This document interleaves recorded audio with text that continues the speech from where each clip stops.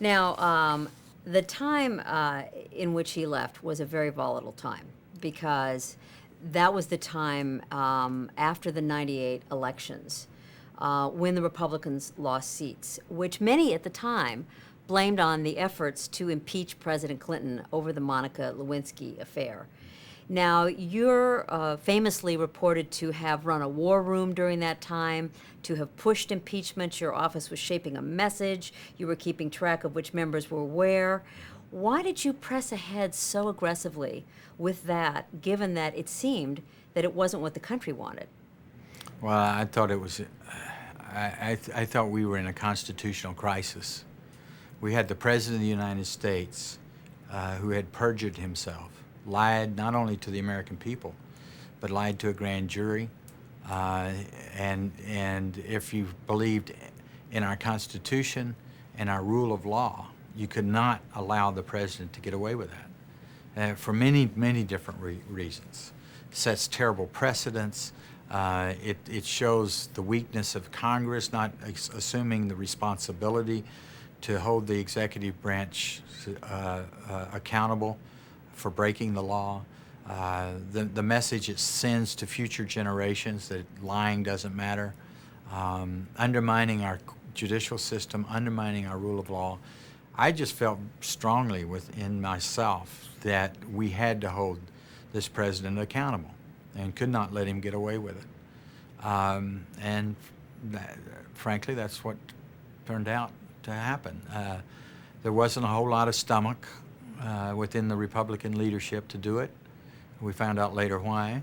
There was... Why? Well, I just assume it's a personal thing, and the historians will be able to find that out. Personal with other leaders. There wasn't a whole lot of stomach with a good portion, not a majority, but a good portion of our Republican members of the House. But I just felt it was incredibly important for the future of this country, and I pushed it as hard as I could. In spite of the fact, because you just said it, that the polls were against you, and some in your party, many in your party, including your own leaders, were against you. You pressed ahead anyway. That's correct. I believed in it. I carried the Constitution around in my pocket every day to remind me that there still is such a thing. And I just felt so strongly that the President of the United States had to be held accountable. And I did it out of principle as far as I'm concerned. Again, I've only read these reports, but I did talk to some members at the time who said that you were also encouraging them to go look at the evidence in the evidence room, which was less about whether Mr. Clinton lied under oath and more about what might be called his moral conduct. Do you think that more about his character? Right. Do you think that that was also relevant? Absolutely. When a criminal breaks the law, his character has everything to do with the case. What kind of person he is. Did he really break the law? And why did he break the law? What was the reason? That's all part of the case when you hold somebody accountable or you prosecute someone. I think it was incredibly important, particularly those members that really didn't spend a whole lot of time looking into this and was more interested in the politics than in the principle. I thought however they decided to vote was up to them, but I thought it was incredibly important that they have all the information that was available to the members of the House before they voted.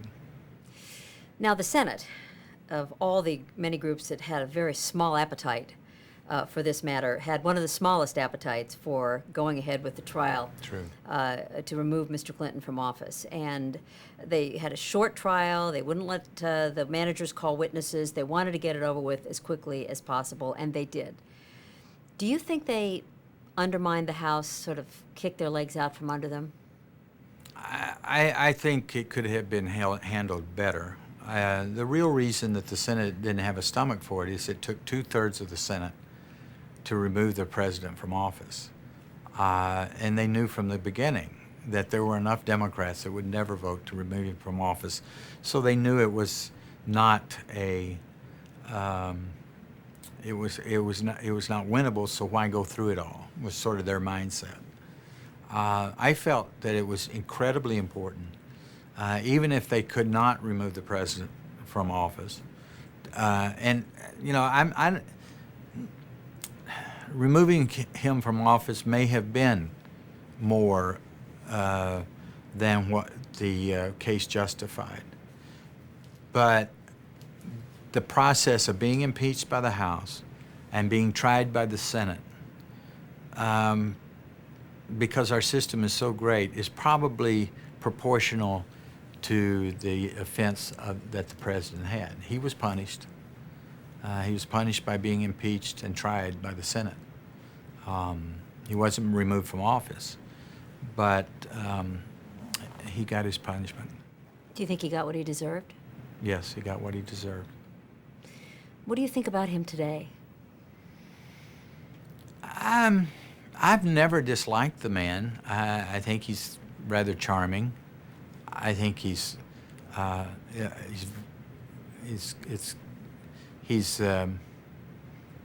fun to be around, although I haven't been around him a whole lot. He seems to be. I don't know. He's Bill Clinton. Do you think that the matters that arose during the impeachment of President Clinton are going to come back to haunt Mrs. Clinton in any way if she does run for president? Will those matters resurface, do you think? Whoa, I don't know. Yeah, in the nastiness of campaigns, and they all are. And yeah, it'll come back to haunt her. How she handles it would dictate as to what her future holds. So far, I think she's handled it pretty well, and certainly in her popularity in her own home state of New York, and her popularity in the Congress and in the Senate. She's handled it pretty well.